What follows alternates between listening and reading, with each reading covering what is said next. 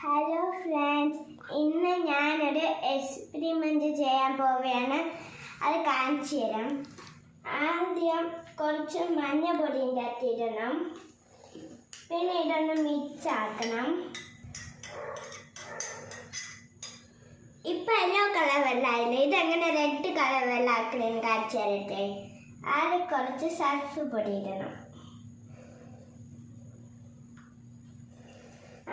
ഇത് ഇനി മിക്സ് ആക്കാം. കണ്ടോ, ഇപ്പൊ റെഡ് കളർ വെള്ളമായില്ലേ. ഇത് തിരിച്ചെങ്ങനെ യെല്ലോ കളർ വെള്ളമാക്കണേ കാണിച്ചു. അതെന്താ ഇടുന്നേ? ഇനി നമുക്ക് ഹാഫ് ലെമൺ ഇട്ടാം. അയ്യോ,